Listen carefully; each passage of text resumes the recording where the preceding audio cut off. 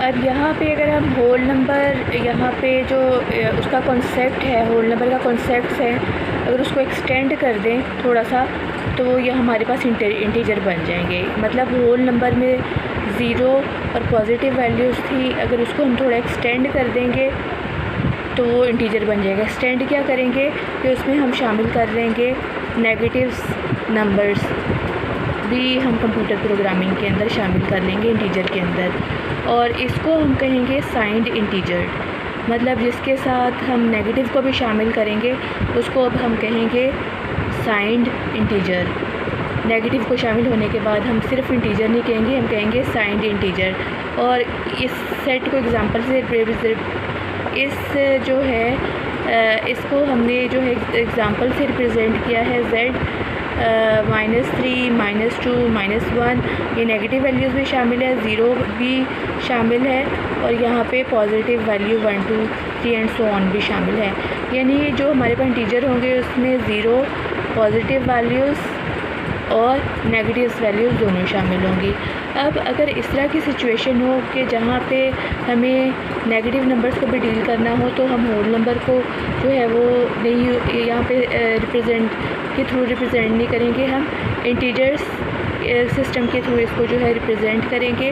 अब यहाँ भी वो बता रहा है कि जब भी हम पॉजिटिव और नेगेटिव दोनों को स्टोर करेंगे तो 1 बिट जो है वो रिप्रेजेंट करेगी साइन बिट को, जिसको हम कहेंगे MSB, मोस्ट सिग्निफिकेंट बिट। अब इसको मैं यहाँ पे समझा रही हूँ। उसने यहाँ पे एग्ज़ाम्पल ली है इस वैल्यू के 0 और 7 टाइम 1 है। ये 1 बाइट वैल्यू है जिसके अंदर 7 1 है और फर्स्ट वाली जो बिट है वो 0 है। उसने कहा है कि फ़र्स्ट बिट आपने हमेशा जो है वो रिज़र्व करनी है साइन बिट के लिए। यहाँ पे मैं इसको ज़रा एक्सप्लेन कर रही हूँ कि 0 और 7 टाइम 1 है, तो कहता है पहली बिट तो चली जाएगी साइन बिट के अंदर, 1 बिट यूज़ होगी 8 बिट्स में से साइन बिट के लिए।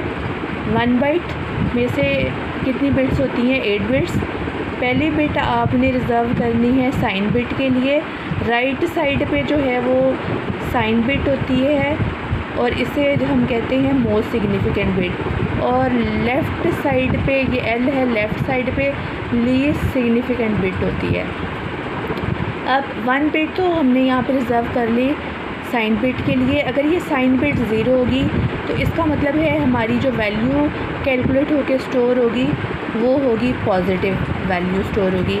मतलब अगर साइन बिट जो है MSB, साइन बिट मतलब MSB अगर 0 होगी तो पॉजिटिव वैल्यू स्टोर होगी मेमोरी में, और अगर साइन बिट में यहाँ पे 1 होगा तो वो स्टोर होगी नेगेटिव वैल्यू स्टोर होगी। अगर 1 होगा इसके अंदर साइन बिट के अंदर तो इसका मतलब नेगेटिव वैल्यू स्टोर होगी।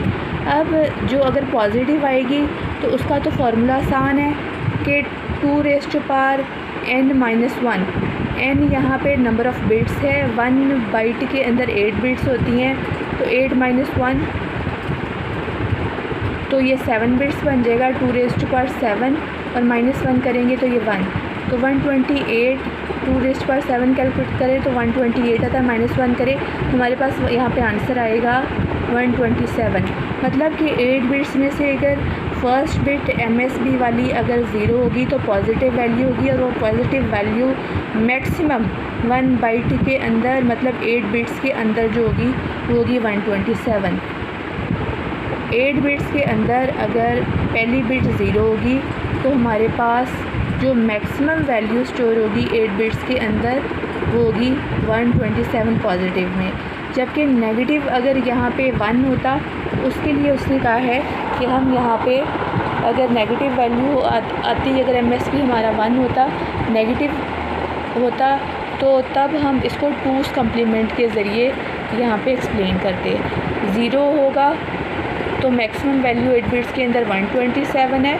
फार्मूला मैंने आपको बता दिया था, 2 रेज़ टू पावर n-1 -1, तो 2 रेज़ टू पावर 7 -1 आया 127।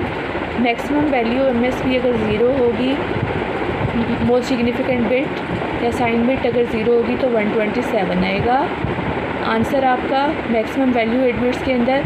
और अगर कह रहे हैं ये 1 हो जाएगी तो आप इसको जो है MSB 1 हो जाएगी, यहाँ पे तब आप इसको जो है टूज़ कम्प्लीमेंट मेथड के थ्रू सॉल्व करेंगे, वो मैं आपको बाद में एक्सप्लेन करूँगी। मतलब अगर उसने कहा है कि अगर ये 1 होगी आपकी साइन बिट या MSB अगर 1 होगी तो नेगेटिव वैल्यू स्टोर होगी, ये उसको टूज़ कम्प्लीमेंट से सॉल्व करेंगे। और अगर 0 होगी तो 0 में 8 बिट्स में मैंने आपको बता दिया है कैलकुलेट करके, वो 127 वैल्यू ये 127 आएगी। टूज़ कम्प्लीमेंट का मेथड मैं बाद में डिस्कस करती हूँ।